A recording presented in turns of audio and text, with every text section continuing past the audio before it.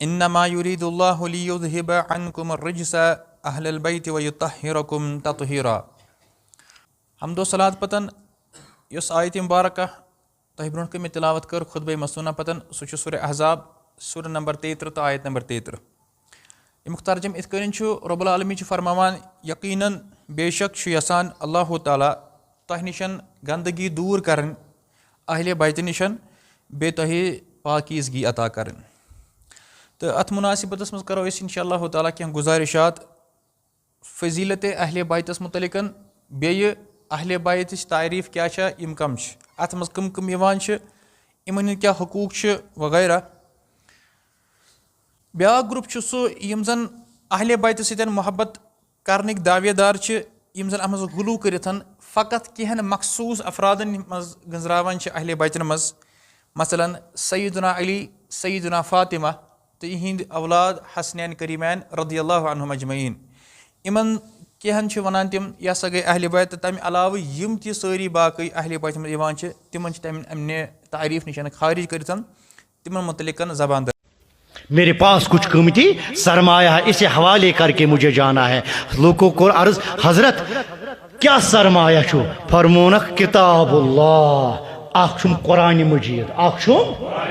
یہ چھو بڑ سرمایہ قیمتی چیز ہے۔ وَإِطْرَتِي أَهْلُ بَيْتِي، قرآن پاک یس میں خدایان چھو دیتمت، یہ قیمتی سرمایہ ہے، یہ میں تمہیں حوالے کر کے جا رہا ہوں۔ ون قرآن پاک یوت کے یہ اس الف لام میم ذالک الکتاب لا ریب، اس میں تو کوئی نہ شک تھا نہ کمی تھی۔ ات قرآن اس میں نوس کان شک گنجائش، نہ چھ ات میں زیر زبری ہز کمی، مگر پھر بھی اللہ تعالیٰ حضور صلی اللہ علیہ وسلم فرمونک نہیں، میں نے چھنا امانت صرف قرآن پاک یوت کیا، یہی ایک قیمتی چیز اور سرمایہ میرے پاس نہیں ہے، بلکہ اور ایک چیز اللہ نے مجھے ایسی عطا کی ہے، یت وزن برابر چھو زن تو قرآن پاک وزن، کیونکہ یت حکمت تحت حضور صلی اللہ علیہ وسلم قرآن پاک حوالگی کر، تچ حکمت تحت کر رسول رحمت صلی اللہ علیہ وسلم اہل بیتن حوالگی۔ حوالگی کا حکم ایک ہے مگر کمن چیزن متعلق، کتاب اللہ، اللہ کا جو قرآن ہے یہ چھس بہ تہ حوال کران، کیونکہ یہ چھم قیمتی سرمایہ اللہ تعالیٰ نے دیتمت، یہ ضائع نہیں ہونا چاہیے۔ اہل بیت اطرتی، اور جو میرے اہل بیت ہے، یہ میری اولاد چھ، یہ میری اہل بیت چھ، یہ بھی قیمتی ہے۔ میرے نظر میں جتنا قیمتی قرآن ہے اتنے قیمتی اہل بیت اطہار ہے، اسی لیے ایک ہی حکم میں حضور صلی اللہ علیہ وسلم نے امت کو حوالے کر دیے، توے کر حضور صلی اللہ علیہ وسلم اسی حکمت مز حوالہ۔ کم فرموئے رسول رحمت صلی اللہ علیہ وسلم فرمو، اہل بیت چھس بہ تہ حوال کر، قرآن چھس بہ حوال کران، بے اہل بیت چھس بہ حوال کران۔ اہل بیت صاحب صوب مختلف انسانن یہ مختلف ذہنن مز اہل بیت کیا آئے حوال کرنے، صحابہ بھی تھے، یہاں پہ صحابہ کا ذکر کیوں نہیں ہوا؟ صحابہ ہند ذکر کیا گئی نا؟ اصل جواب چھت ایک عالمن دیتمت، سید عالم ہے ہمارے انڈیا کے، تم کے زندگی فرمو کہ یم صحاب صوب توتی تام یا دنیا مز یوت تام حضور صلی اللہ علیہ وسلم آسے، اور تم پتہ یمن عمر تھوڑا بہت زیادہ آسے حضورن ہند، جن لوگوں نے حضور کو دیکھا ایمان کی حالت میں، تم صحاب صوب۔ حضور یلی بظاہر پرد کرن پھر تو صحابہ نہیں رہیں گے، صحابہ کو تام روزن یوتھ تامت حضور صلی اللہ علیہ وسلم روز، گویا کہ صحابن ہن سلسل چھو یہ چھو محدود، اس لیے صحابہ کا ذکر قرآن کے ساتھ نہیں ہوا، مگر اس اہل بیت اطہار چھو۔ حضور صلی اللہ علیہ وسلم فرمو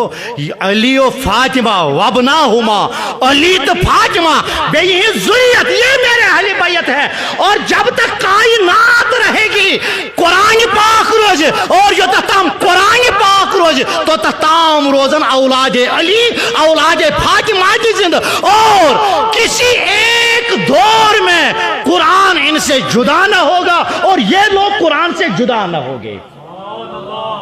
سب سے پہلے قرآن حکیم میں جو آیت تطہیر ہے، سورۃ الاحزاب کی آیت نمبر 33، اعوذ باللہ من الشیطان الرجیم، انما یرید اللہ لیذھب عنکم الرجس اہل البیت ویطہرکم تطہیرا، اے نبی کے گھر والو، اللہ تعالیٰ تو چاہتا ہے کہ تم سے ہر طرح کی ناپاکی کو دور کر دے اور تمہیں خوب صاف ستھرا کر دے۔ قرآن حکیم میں یہ آیت مبارکہ اسپیسیفکلی امہات المومنین کے کانٹیکسٹ میں آئی، لیکن صحیح مسلم شریف کے اندر نبی صلی اللہ علیہ وآلہ وسلم نے اسی آیت کے کانٹیکسٹ میں اسی آیت کو تلاوت کرتے ہوئے سیدہ عائشہ سلام اللہ علیہا راویہ ہیں اس حدیث کی، مسلم شریف کی، جی وہ کہتی ہیں کہ نبی الاسلام ایک دن اپنے گھر سے اس حال میں برآمد ہوئے کہ آپ کے سر پر ایک کالے رنگ کی چادر تھی جی جس میں اونٹ کے کجاموں کی مانند ہنڈیا کی شکل کے ڈیزائن بنے ہوئے تھے۔ آپ صلی اللہ علیہ وآلہ وسلم نے اس چادر مبارک کے نیچے سب سے پہلے حسن ابن علی آئے، انہیں لیا، تھوڑی دیر بعد حسین ابن علی، پھر سیدہ فاطمہ اور پھر سیدنا علی علیہ السلام اجمعین کو چادر میں اپنے ساتھ لیا، اور پھر یہی آیت پڑھی انما یرید اللہ لیذھب عنکم الرجس اہل البیت ویطہرکم تطہیرا۔ سبحان اللہ۔ اور یہ آیت مبارکہ آپ صلی اللہ علیہ وآلہ وسلم نے پڑھ کے یہ میسج دیا کہ یہ میرے اہل البیت ہیں، اور اس حدیث کی راویہ خود سیدہ عائشہ ہیں، اور انہوں نے سبحان اللہ، کوئی کنجوسی نہیں کی اس حدیث کو بیان کرتے ہوئے کہ انہیں اس چادر کے نیچے نہیں لیا گیا، لیکن وہ یہ بات سمجھتی تھی کہ میں بیوی ہونے کے ناطے آنری طور پر اہل البیت میں داخل ہوں، لیکن جو نبی الاسلام کے اصلاً اہل البیت ہیں وہ آپ کے دودھ کے اور خون کے رشتے کے لوگ ہیں۔ بہت خوب، ذہن میں رکھیے گا، لوگوں میں یہ مشہور ہے کہ درست فرمایا، بیویاں جو ہیں وہ اصلاً اہل البیت ہیں، اور یہ چار ہستیاں رسول اللہ کے ساتھ آنری طور پر اہل البیت ہیں، یہ بالکل بات غلط ہے۔ جی اصلاً اہل البیت وہ ہیں جن سے نبی الاسلام کا رشتہ کبھی ٹوٹ ہی نہیں سکتا۔ سبحان اللہ، زید ابن ارقم کی غدیر خون کی حدیث ہے صحیح مسلم کے اندر 6225 سے لے کر 6228 تک، قرآن اور اہل البیت والی، اس کے اینڈ پہ جب تابعین پوچھتے ہیں کہ یہ اہل البیت کون ہے تو انہوں نے فرمایا یہ آل علی، آل عقیل، آل جعفر اور آل عباس ہیں جو نبی الاسلام کے ساتھ دودھ اور خون کے رشتے کے لوگ ہیں۔ اور پھر دوبارہ جب پوچھا تابعین نے کہ کیا نبی کی بیویاں اہل البیت نہیں ہیں تو انہوں نے فرمایا کہ وہ اہل البیت ہیں، لیکن یہاں وہ مراد نہیں ہے۔ بے شک، اور بے ویسے شک، بھی بیوی اصلاً اہل البیت کیسے ہو سکتی ہے؟ یہ زید ابن ارقم کہہ رہے ہیں درست فرمایا، کہ صحابی جب اس رسول، کا خامد اس کو طلاق دے دے تو وہ اپنے باپ کے گھر میں چلی جاتی ہے، اور اصلاً اہل البیت یہ ہیں۔ اگرچہ نبی الاسلام نے اپنی کسی بیوی کو طلاق نہیں دی، اور سب کی سب دنیا اور آخرت میں رسول اللہ صلی اللہ علیہ وآلہ وسلم کی بیویاں ہیں، لیکن زید ابن ارقم نے کم از کم عقیدہ امت کو بتا دیا کہ اصلاً اہل البیت یہی چار ہستیاں ہیں نبی الاسلام کے ساتھ۔ بے شک، جو پنج تن پاک کا کنسیپٹ آیا وہ بھی اسی حدیث مبارکہ حدیث کسا کی وجہ سے آیا۔ اس کے بعد پھر آیت مباہلہ ہے، سورہ آل عمران کی آیت نمبر 61، جی قل تعالوا ندعو ابناءنا وابناءکم ونساءنا ونساءکم وانفسنا وانفسکم۔ بخاری اور مسلم دونوں میں حدیث ہے کہ نجران کے کچھ کرسچن پادری نبی الاسلام کو ملنے کے لیے آئے، اور الٹیمیٹلی جب وہ دلائل میں مات کھا گئے تو پھر نبی الاسلام کو کہا گیا کہ اب انہیں کہیں کہ اوپن میدان میں آ کے مباہلہ کریں۔ مباہلہ، وہاں یہ آیت مبارکہ نازل ہوئی، اور اس کا شان نزول تفصیل کے ساتھ صحیح مسلم کے اندر موجود ہے کہ نبی صلی اللہ علیہ وآلہ وسلم اپنے ساتھ سیدنا حسن، حسین، فاطمہ کو لے کر آئے اور سیدنا علی کو، اور خود تشریف لائے، یعنی کل 5 سبحان اللہ، سبحان اللہ، کنسیپٹ، اور پھر کہا اللہم ہؤلاء اہل بیتی، اے اللہ یہ میرے اہل بیت ہیں۔ بیت ہے۔ ہاں جی، تو یہاں پہ بھی آیت مباہلہ کے اندر بھی نبی الاسلام نے اہل البیت میں سیدنا حسین ابن علی کو شامل کیا۔ اور ایک اور آیت مبارکہ جو آیت مودت کہلاتی ہے سورہ شورا کی، قل لا اسألکم علیہ اجرا الا المودۃ فی القربى، اے نبی ان سے فرماؤ کہ میں اس دعوت و تبلیغ کے بدلے میں تم سے کوئی اجر ڈیمانڈ نہیں کرتا مگر جو قرابت داری کی محبت ہے۔